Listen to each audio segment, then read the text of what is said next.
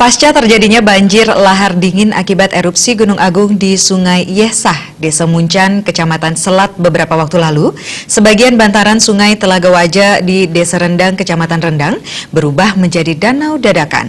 Hektaran sawah dan lahan perkebunan milik warga hingga beberapa fasilitas objek wisata Arum Jeram pun terendam. Banjir lahar dingin yang terjadi di Sungai Yesah, Desa Muncan, Kecamatan Selat beberapa waktu lalu, tak hanya berakibat tergerusnya lahan dan usaha rafting di bantaran sungai tersebut, namun juga mengakibatkan meluapnya air Sungai Telaga Waja yang berada di Desa Rendang ini.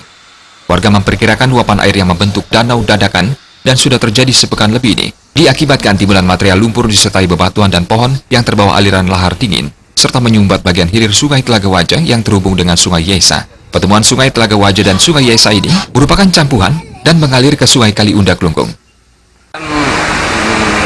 Yang lihat itu di Campua itu ada batu yang menghalangi Sungai Telaga Waja sehingga alirannya itu tidak bisa mengalir.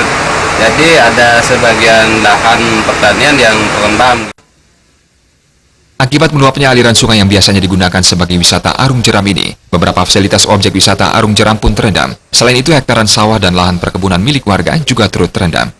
Pasca erupsi Gunung Agung dan sering tingginya curah hujan telah mengakibatkan sejumlah sungai yang hulunya di kaki Gunung Agung diterjang lahar dingin. Pusat Vulkanologi dan Mitigasi Bencana Geologi (PVMBG) masih tetap mengimbau masyarakat untuk meningkatkan kewaspadaan dan mengurangi aktivitas di bantaran maupun aliran sungai, mengingat terjangan lahar dingin masih berpotensi terjadi sewaktu-waktu.